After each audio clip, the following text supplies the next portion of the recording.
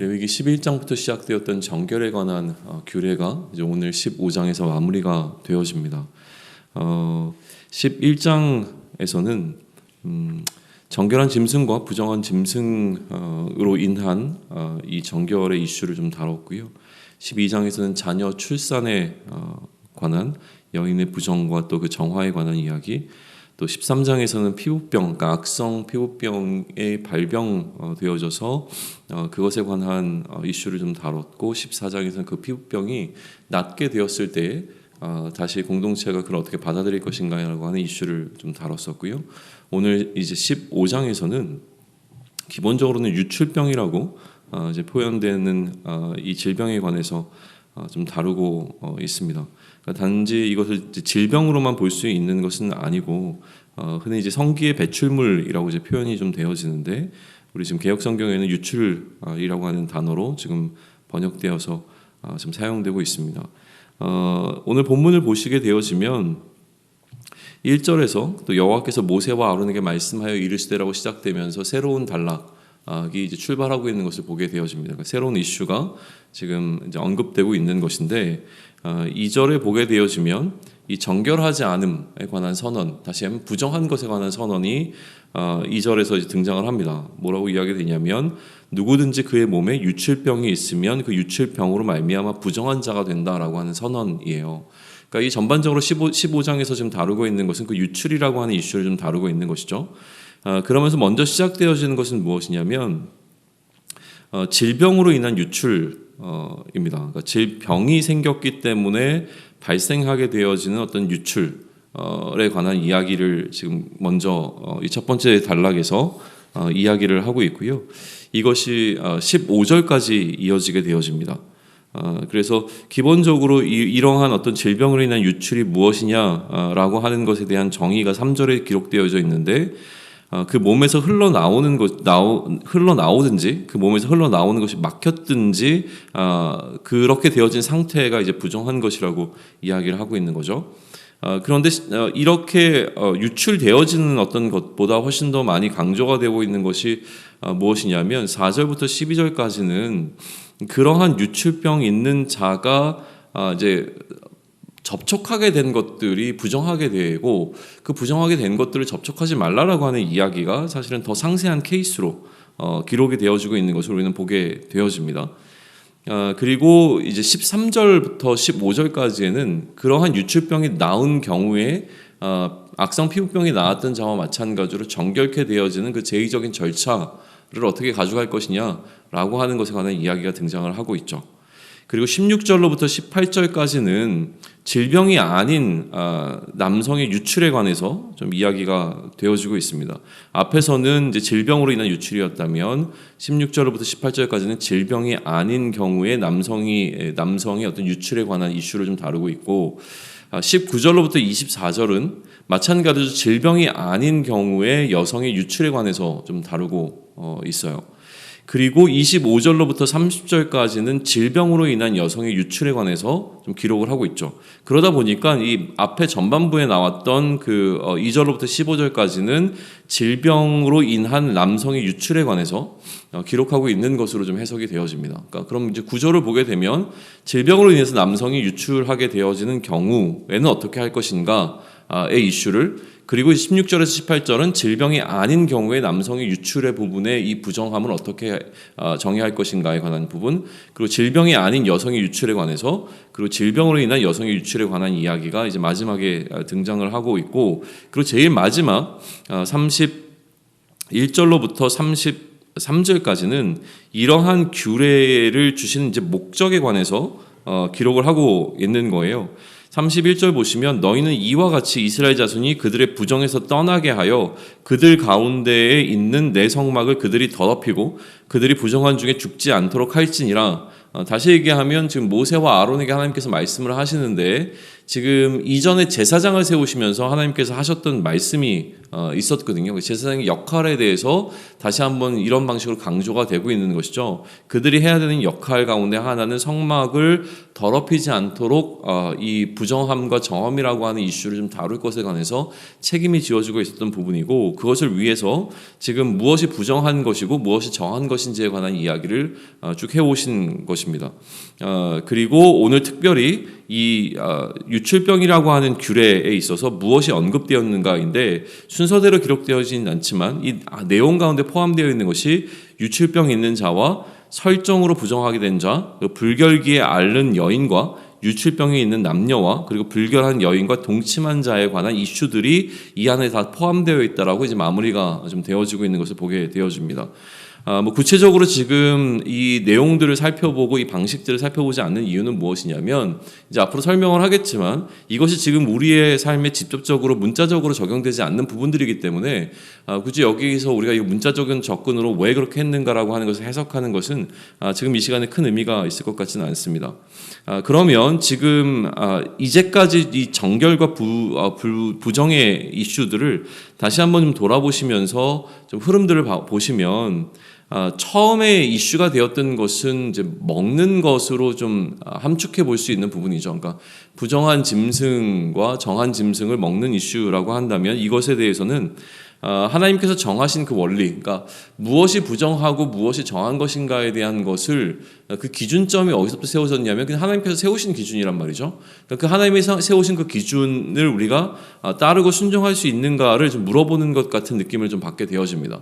이 이슈를 어디까지 끌고 갈 수 있냐면 창세기의 선악과의 문제까지 끌고 갈 수 있죠. 그러니까 왜 먹어야 되느냐, 왜 먹지 말아야 되느냐 이슈보다도 하나님께서 정하신 것을 우리가 존중할 수 있겠는가라고 하는 질문부터 이 부정과 이제 정함이라고 하는 이슈는 출발을 하게 된 것을 보게 되어집니다.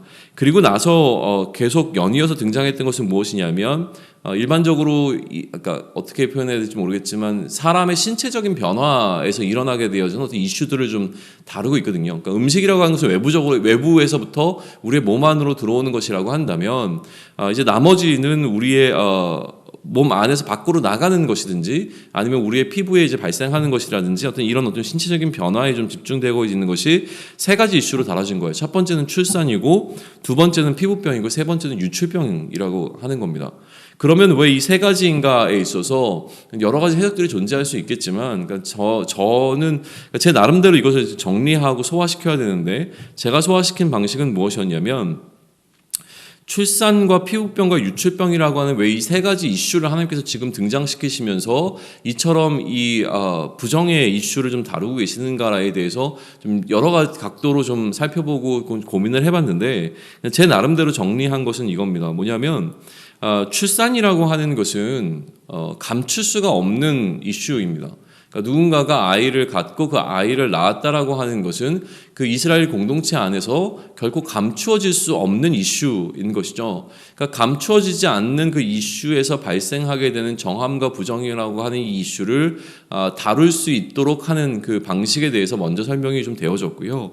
그 다음에 등장하고 있는 피부병이라고 하는 것은 나중에는 감출 수 없게 되어지겠지만 어느 정도까지는 내가 감출 수 있다는 거예요. 그러니까 이것이 명백하게 드러나서 많은 사람들에게 알려지기 전까지는 다양한 방식으로, 특별히 이제 옷이라든가 이런 부분들을 통해서 감출 수 있는 것이 이 악성 피부병이었다라고 하는 거예요. 더 이상 감추어지지 않을 때에 그는 이제 문제가 더 크게 되는 것이죠. 근데 왜 이것을 감춰야 되냐면, 이것이 발병하게 되면 이스라엘의 진 가운데로부터 나가야 되는 이슈잖아요. 그러니까 이건 굉장히 쉬운 결정이 아니라는 거예요. 내가 그러니까 제사장에 가서 그러니까 우리가 지금 병원을 찾아가서 의사에게 나 여기 좀 악성 피부병이 생겼으니까 치료해 주세요라는 어떤 이슈와는 전혀 차원이 다른 방식이었다는 거예요. 내가 지금 몸에 피부병이 생겼다라고 하는 것을 제사장에게 알리는 순간 나는 어느 정도 격리라고 하는 것을 감수해야 되고, 이 격리로 끝나는 것이 아니라 아예 공동체로부터 외부로 격리가 될 수 있는 이 상황이니까 이것을 감출 것인가 드러낼 것인가라고 하는 이 이슈는 굉장히 고민이 되는 이슈일 수밖에 없다는 거예요.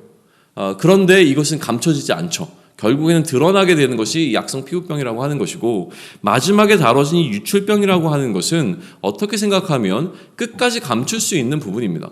그러니까 이것이 질병의 이슈로 인해서 나에게 발생한 유출인지 아닌지라고 하는 것도 이제 감출 수 있고, 이 모든 이슈들은 사실 어떻게 마음만 먹으면 이 사람이 감출 수 있는 부분이라고 하는 것에 좀 저는 포커스를 좀 맞춰 봤다고 하는 거예요. 그러니까 이렇게 내가 지금 부정한 자가 되었는데, 이게 하나님께서 부정이라고 지금 기준을 세워주셨으니 이제는 이게 부정한 건지를 아는 겁니다. 이렇게 된 것이 부정한 것이구나 라고 하는 것을 알게 되었는데도 불구하고 내가 그 부정함을 덧입게 되었는데, 이 부정함의 이슈를 얼마든지 나는 감출 수 있다라고 하는 것이죠. 그러니까 세 가지에 관해서 이야기를 했는데, 출산은 감출 수 없는 것이라면 피부병은 드러나기 전까지 감출 수 있는 것이고, 유출병은 끝까지 감출 수 있는 것이라고 하는 어떤 이 카테고리로 묶어서 한번 생각을 해본다면 우리에게 주는 메시지가 있을 거라는 생각을 좀 하게 됩니다. 다시 전체적인 흐름을 한번 살펴보시죠. 지금 출애굽기부터 시작해서 레위기로 넘어오는 과정 가운데서 하나님의 성막을 지으라고 하는 명령이 있었고, 이 성막이 완공이 되었습니다.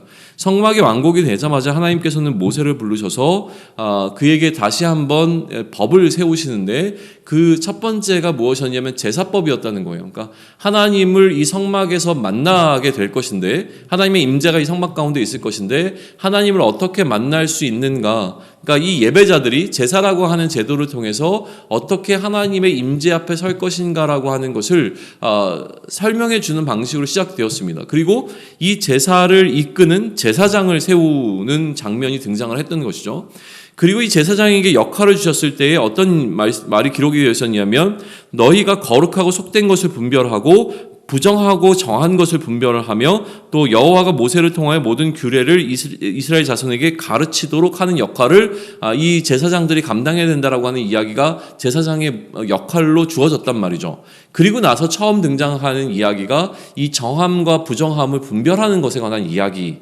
그러니까 이런 흐름으로 지금 가고 있는 거예요. 그러니까 정결법이 세워진 것은 무엇이냐면, 결국은 하나님의 임재하는 장소인 성막으로 나아가서 제사를 드림을 통하여서 하나님을 만나야 되는데, 이 성막에 나아가는 과정에 관한 이야기를 하고 있는 거예요. 제가 어제 이제 1단계와 2단계로 이제 나눠 설명을 드렸다면, 하나님의 임재 앞에 서기 위해서 우리가 1단계 준비가 필요한데, 이 1단계 준비가 정결한 자여야 된다는 거예요. 그러니까 정결한 자만 우선 성막 안에 들어갈 수가 있고, 부정한 자가 성막에 들어가면 성막을 더럽힌다는 거죠.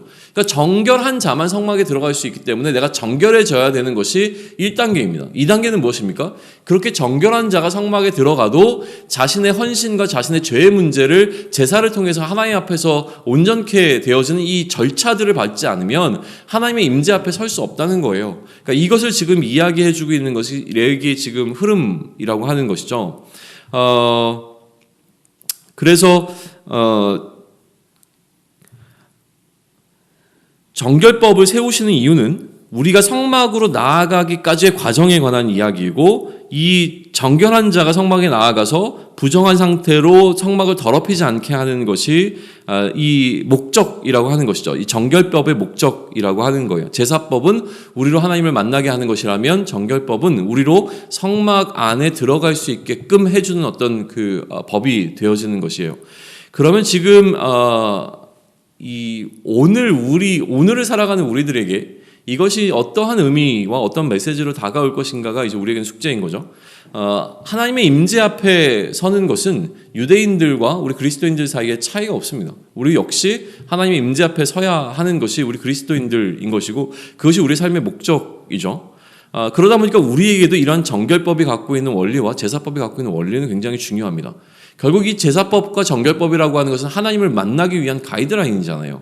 그러니까 이렇게 해야지 하나님을 만날 수 있는 준비가 되어진다라고 하는 이야기고, 이것이 해결되어야 된다라고 하는 이 원리가 바뀌지 않았을 거란 말이에요. 하나님께서 이것을 만드신 이유는 필요하기 때문이죠. 그러니까 그 필요가 우리에게도 여전히 존재하고, 이 필요가 충족되어야 우리는 하나님 앞에 설 수 있게 되어지는데, 실제로 우리가 우리 삶 가운데 이 두 가지를 충족시킬 수 있겠는가라고 하는 질문을 먼저 던져보는 게 필요합니다.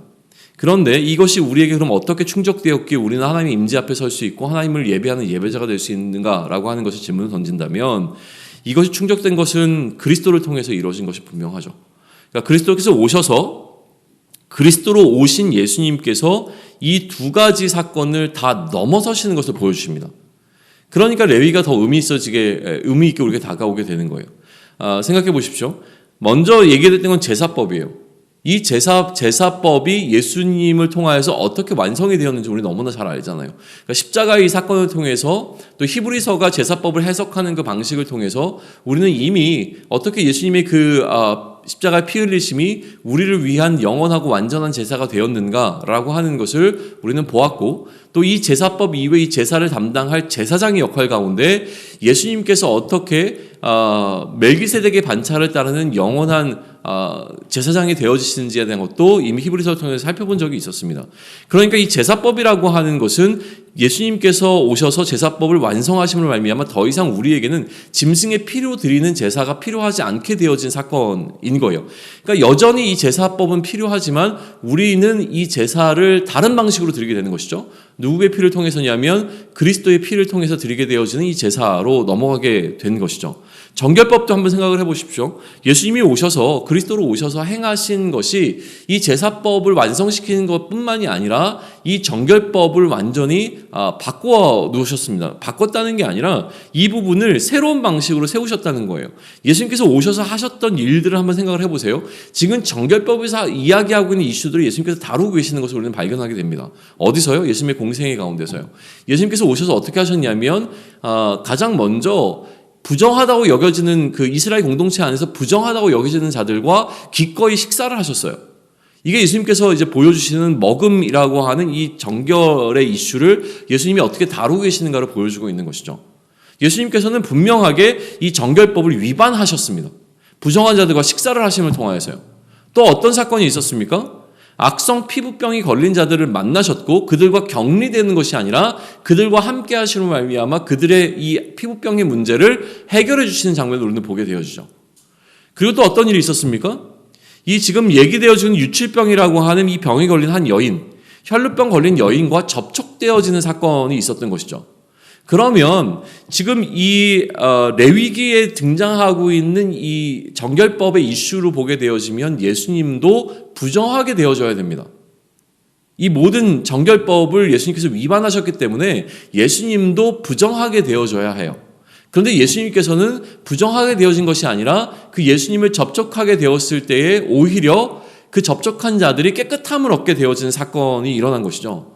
그러니까 이 정결함의 이슈가 이제는 완전히 새로운 방식으로 뒤바뀌고 있는 것을 보게 됩니다. 그 그리스도의 시대에 이 정결함의 이슈가 어떻게 바뀌어지는가? 정결함은 요구되어지죠. 그러나 정결케 되어지는 방법이 바뀌는데 그것은 무엇이냐면 예수 그리스도를 통하여서 우리가 정결케 되어진다라고 하는 것을 보게 되는 거예요. 그러니까 이 정결함은 필요한 것이죠. 정결을 해야지만 성막 안에 들어갈 수 있으니까요. 그러니까 이 정결함의 이슈를 우리는 지금 계속 이 정결법을 통해서 다루고 있었는데 정결법이 예수 그리스도를 통해서 새로운 국면에 접어들게 되는 것을 우리는 신약의 시대 속에서 보게 되어지는 거예요. 그리고 또 하나 이것까지 우리가 생각해 볼 수 있을 것 같은데요. 지금 이 레위기가 적혀지고 있는 시대에 이 정결함의 이슈의 책임은 누구에게 있었냐면 제사장에게 주어진 거예요. 각자가 해야 되는 일이기도 하지만 실제로 이 성막을 더럽히지 않게 보호해야 되는 역할은 제사장에게 있었단 말이죠. 관리하고 감독해야 되는 역할이 제사장에게 있었어요. 그러니까 제사장이 그것이 정결하다고 이야기하면 정결한 것이고 그것이 부정하다고 선언하면 부정하게 되어지는 사건이었단 말이죠. 그러면 이러한 정결함의 이슈는 누구의 책임으로 넘어가게 되느냐면 제사장의 책임으로 넘어가게 되는데 우리의 제사장은 예수 그리스도시라는 거죠. 그리스도의 제사장이신 예수님이신 거예요. 근데 예수님께서 우리를 정결하다고 선언하셨습니다. 그러니까 이 선언에 대한 책임은 누구에게 있냐면 우리에게 있는 것이 아니라 예수님께 있는 거예요. 예수님께서 이 모든 것을 책임져 주시니 이제는 우리는 담대함으로 하나님의 임재 앞에 나아갈 수 있는 그런 담력을 얻게 된 것으로 설명이 되어지는 것이죠. 그렇다면 이제 책임은 예수님께 있으니까 우리에게는 더 이상 할 일이 없는가? 라고 하는 질문이 들어올 수 있죠. 이스라엘 백성들은 그래도 하나님 앞에 정결하기 위해서 씻기도 하고 여러 가지 이제 애씀의 노력들을 했었는데 우리에게는 이런 노력이 더 이상 필요하지 않는가라고 하는 질문 가운데 우리는 어떻게 답변할 수 있겠는가라는 거예요. 새로운 국면이 시작되었잖아요. 우리가 정결케 되어지는 것은 예수 그리스도를 통해서 정결케 되어지니 우리를 스스로 정결할 수 있게끔 되어지는 어떤 노력이 방법이 있겠는가라고 했을 때 극단적으로 이야기하면 없습니다. 그러니까 우리가 스스로 우리를 정결케 할 수 있는 방법은 사실은 존재하지 않는 거예요. 그럼 유일하게 우리가 해야 되는 것은 무엇이냐면 우리를 정결케 하시는 그리스도 그 이름의 능력을 신뢰하고 그것을 믿는 것 외에는 다른 방법이 사실은 존재하지 않는 거예요. 그렇게 이제 새로운 국면으로 바뀌게 된 것이죠. 그러면 예수 그리스도의 이름만 의지하면 우리는 얼마든지 나머지는 부정한 것을 접촉해도 되고 부정하게 살아도 되는가라고 하는 질문을 던졌을 때 여기서부터 우리가 고민해야 될 묵상의 주제가 저는 담겨 있다고 생각을 합니다. 이거를 좀 묵상해 보시면 좋겠는데요.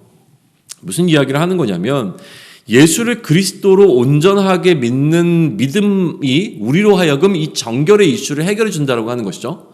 그런데 그렇다고 하면 예수를 그리스도로 믿는 믿음이 있는 자의 온전한 태도가 무엇이겠느냐를 고민해 봤을 때 정말로 예수님을 그리스도로 인정하는 자라고 한다면 결국은 이 정결한 것과 부정한 것을 분별하려고 하는 노력을 병행해갈 수밖에 없다는 거예요. 예수를 그리스도로 인정하는 자에게 있어서는 이 부정함으로부터 멀어지고자 하는 이 분별함에 대한 애씀과 몸부림침이 자연스럽게 나타날 수밖에 없다라고 하는 이 2차적인 현상으로 보게 되어지는 것이죠. 이것을 통해서 우리가 정결케 되어지는 건 아닙니다. 정결케 되어진 것은 예수 그리스도의 그 피 흘림의 사건을 통해서만 우리가 그것을 덧입어서 정결케 되어지는 것이지만 그렇게 정결케 되어진 자들이 실제로 예수 그리스도를 믿는 믿음 가운데 우리의 삶을 더 정결하게 유지하기 위해서 노력하게 되어진 노력은 그 다음에 일어나는 자연적인 현상이 되어지게 된다는 것이죠. 무슨 이야기냐면 성막을 더럽히지 않음에 관한 이슈를 이야기하는 것입니다. 성막이 하나님이 거하시는 곳으로서 훼손되어지지 않기 위해서 정결법이 세워졌고 이것이 주어졌다는 거예요. 이건 너무나 명백한 것이죠. 이것들이 하나님의 성막을 만약에 더럽히게 되어진다면 그 어떤 것들이 하나님의 임재의 장소인 이 성소를 더럽히게 된다면 문제가 되는 것이죠. 그러니 지금 하나님께서는 우리 안에 거하시고 우리가 하나님께서 거하시는 성전이 되었습니다. 그러니까 나 자신을 더럽히게 되어지는 부정하게 되어지는 혹은 부정하게 되어진 나를 정결케 하기 위해서 하나님이 거하시는 장소로서의 어떤 그 품위를 유지하기 위해서 나는 어떠한 노력을 할 것인가라고 하는 것은 그 다음에 또 이슈가 되어지는 부분이라고 하는 거예요. 그들이 준비했던 과정들을 다시 한번 생각해 보면 좋을 것 같습니다. 이스라엘 백성들은 어떻게 이 성막을 거룩하게 유지하기 위해서인가 부정하지 않고 정결하게 유지하기 위해서 했는가라고 하는 과정을 통해서 우리는 우리 스스로를 정결케 하는 이 이슈들에 대해서 고민해 볼 수 있는 여지들이 열리게 될 거라는 거예요. 그래서 그 중에서 제가 말씀드렸던 그 4가지는 이거였습니다. 하나는 명확하게 선택할 수 있는 것에 우리는 순종할 것이냐. 하나님께서 부정하다고 얘기하는 것을 부정한 것을 인정하고 그것을 가까이 하지 않을 만한 결단이 우리에게 있는가라고 하는 것이 첫 번째 우리가 살펴봐야 될 이슈인 거죠. 그죠? 먹지 마라, 먹어라 라고 하는 그 이슈 가운데서 이걸 순종할 것인가처럼 성경에서 기록하고 있는 것은 이것은 부정한 것이 세상적인 것이니 그것과 함께 어울리지 말아라고 했던 그 이슈들에 대해서 우리는 그것을 기꺼이 받아들일 만한 헌신이 우리에게 준비되어 있는가라고 하는 것이 첫 번째 우리에게 주어지는 이슈입니다. 두 번째는 무엇이냐면 명확하게 우리에게 부정한 것이 드러났을 경우에 이것이 부정함의 이슈가 되어진 것을 성경적인 기준에서 명확하게 모든 사람이 다 알만한 부정함이 우리에게 나타났을 때 이것을 정결케 하기 위한 노력을 우리는 어떻게 할 것인가를 또 생각해 보셔야죠. 또 하나는 무엇입니까? 아직 드러나지 않았지만 드러날 것이 너무나 명백해요. 그럼에도 불구하고 드러나기 전에 이 이슈를 내가 먼저 해결하기 위해서 어떠한 노력을 할 것인가라고 하는 것이죠. 세 번째는 무엇이냐면 사람들에게 나의 부정의 문제를 끝까지 감출 수 있는 이슈들이 있습니다. 굳이 내가 이것을 사람들에게 이야기하지 않으면 끝까지 감추고 나갈 수 있는 부정의 문제가 우리 모두에게는 있다는 거예요. 그러면 이 문제를 하나님 앞에 설 때는 해결하고 나가야 된다는 거죠. 그러니까 사람들 앞에서는 얼마든지 이 부정의 문제를 우리는 이슈를 숨길 수 있습니다. 그러나 하나님 앞에 서게 될 때 우리는 이것을 드러나지 않는 부정의 문제까지도 해결해야 되기 때문에 그러니까 이런 문제들, 이런 이슈들을 가지고서 내가 이미 하나님이 거하신 성전이 되었으니 하나님의 거하신 성전이 되기 위한 애씀이 아니라 하나님께서 이러한 나에게 그리스도로 인하여서 그리스도 때문에 이러한 부정한 자에게 임재하신 하나님에 대한 감사로 그러니 나는 어떻게 하면 하나님이 거하시는 성전이 되기 위하여 더 애쓰고 노력할 것인가라고 하는 이 거룩의 문제, 이 문제를 우리는 더 고민하고 나아가야 될 것이라고 하는 거예요. 그러니까 지금 주어진 리스트가 중요한 게 아닙니다. 자칫 잘못 제가 오늘 이 리스트를 구체적으로 살펴본 것이지 않은 이유는 뭐냐면 이게 우리의 기준이 되게 되면 이것만 하면 될 것 같은 착각에 빠지게 됩니다. 이것만 잘하면 그러면 나는 정결한 자네 아니라는 거예요. 여기서 얘기하고 있는 것은 그러한 리스트가 중요한 것이 아니라 이 리스트에 담겨 있는 원리입니다. 이 원리는 얼마든지 확장성을 갖고 있습니다. 그러니까 이 원리들을 우리의 삶 가운데 창의적으로 접근하시고 적용하실 필요가 있다고 하는 거예요. 이런 리스트가 중요한 것이 아니라 리스트에서 담겨있는 이런 원리들을 통해서 우리 스스로를 점검하고 우리 스스로를 다시 돌아봄을 통하여서 우리가 하나님이 거하시는 성전임에도 불구하고 나로 인해서 이 성전이 더럽혀 가고 있지는 않은가. 더럽힘이라고 하는 이슈들은 계속 발생하고 이 더럽힘이라는 이슈 때문에 내가 하나님을 향하여서 어떻게 하나님의 성전이 되었는지에 대한 은혜에 대해서 감사하고 감격하는 것은 하나의 한편에서 이루어질 일이지만 다른 한편으로는 그럼에도 불구하고 나를 사용하신 그 하나님에 대한 감사로 인하여서 하나님이 마땅히 사용하실 만한 그런 성전이 되기 위해서 나를 계속 이 정결케 하는 노력도 한편에서는 계속 이루어져야 된다는 거예요. 이 두 가지를 놓고 오늘 좀 고민할 수 있으면 좋겠습니다. 하나님이 거하시는 자로서의 품위가 훼손되지 않는 하루를 보내기 위해서 우리는 부족하고 연약하기에 또다시 이 정결의 이슈가 날마다 우리에게는 발생하겠지만 그럼에도 불구하고 우리 안에 애씀이 있기를 원합니다. 우리 안에 몸부림침이 있기를 원하고요. 그러한 노력들을 통하여서 우리 안에 이 하나님이 거하시는 성전이라고 하는 이 하나님의 거하심에 대한 이슈들이 좀 온전하게 좀 되어질 수 있는 그러한 경험들이 오늘 우리 삶 가운데서 좀 풍성하게 일어나기를 기대합니다.